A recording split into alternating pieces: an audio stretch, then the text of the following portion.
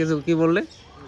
বলছিলাম যে এখানে যে পুণ্যার্থীরা আসে, যারা সুতা বাঁধে আর কি এইখানে, তাদের নাকি সব মনোকামনা পূরণ হয় তো। কি কি করবে এখন? আমার প্রচুর কাজ আছে। কি কাজ?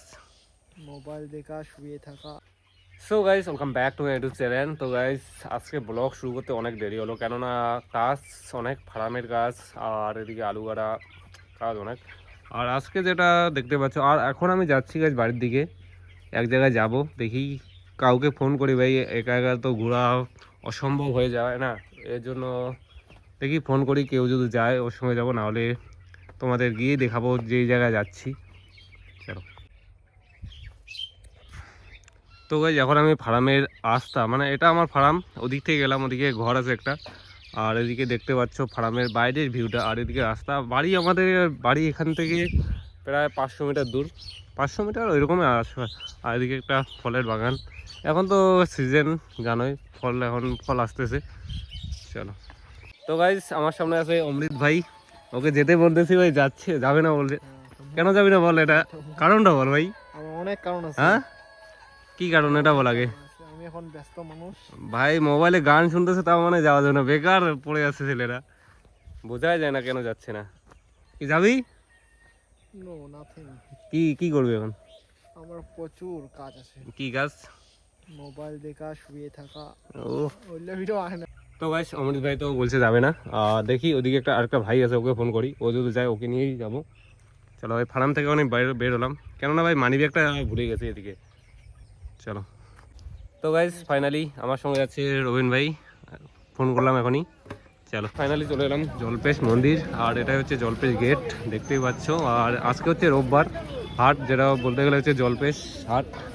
আর এখন যাচ্ছি ভিতরের দিকে দিকে, জলপেশ মন্দির দেখতেই পাচ্ছ। চলো। তো গাইস, ফাইনালি চলে এলাম জলপেশ মন্দির। আর জলপেশের মন্দিরটা ভাই বাড়ির পাশেই, তার জন্য প্রায় ঘুরতে আসি এদিকে বলতে গেলে। আর দেখতেই পাচ্ছ, আর আমার সঙ্গে আসছে রবিন ভাই। রবিন ভাই, কতদিন পরে এলে জলপেশ মন্দির? তাও প্রায় 6 মাস। 6 মাস? এতদিন 6 মাস তো ওটা আমিও এলাম প্রায় 1 মাস ওইরকম। হ্যাঁ, কি মাসে বাসা? কি আষাঢ় মাস নাকি? এই চলো ওদিকে পিছন দিকের ভিউটা গিয়ে দেখি এখন।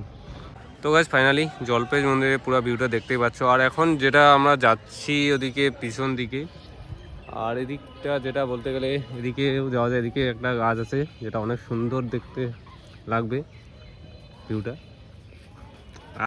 তো গাইস, জলপেশ মন্দিরে যেটা, এটা হচ্ছে ফুলের বাগান, দেখতে পাচ্ছ অনেক সুন্দর। আর এদিকে আমরা যেটা পিছনের গলিটা, এদিকে হচ্ছে একটা কালী মন্দির আছে, আর হচ্ছে রান্নাঘর। আর আমার সঙ্গে আসতেছে রবিন ভাই, যেটা বলতে গেলে এদিকেও আছে কালী মন্দির, আর এদিকে হচ্ছে যেটা হচ্ছে পূজা দেওয়ার জায়গা।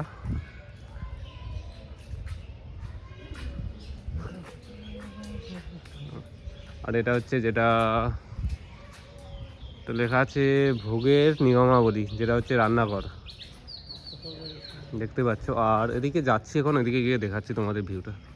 তো গাইস, জলপাই মন্দিরে ঠিক এখন পিছন দিকে আছি, আর এটা হচ্ছে যেটা প্রবেশ পথ। এদিকে হচ্ছে পুরুষ যখন কেউ পূজা দিতে আসবে, এদিকে পিছন দিকে গেটের পিছন দিকে এটা পুরুষের গেটটা থাকে সব সময়।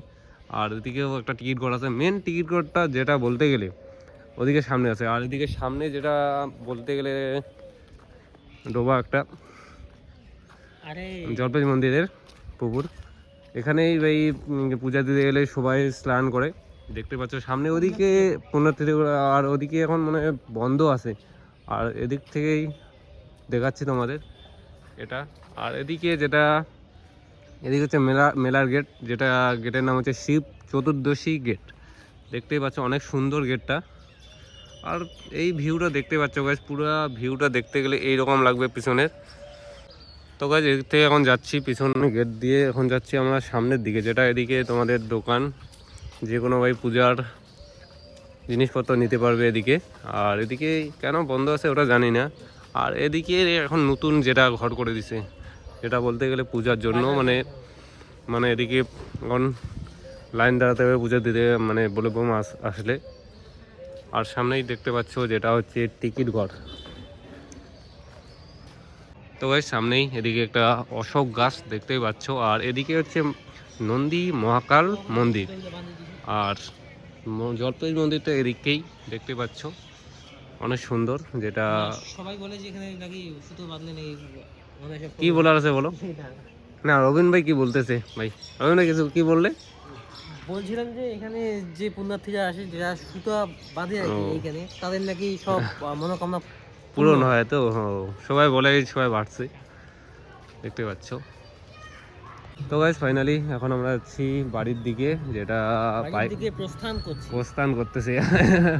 এখন বাইক আছে আমাদের এদিকে সামনে, যেটা এই যে আর এটা হচ্ছে 2 নাম্বার গেট, যেটা এদিক থেকে ড্রিঙ্কিং ওয়াটার। Drinking water. চলো তো গাইস ফাইনালি বাড়ি চলে এলাম, আর আজকের জন্য এখানেই, চলো বাই।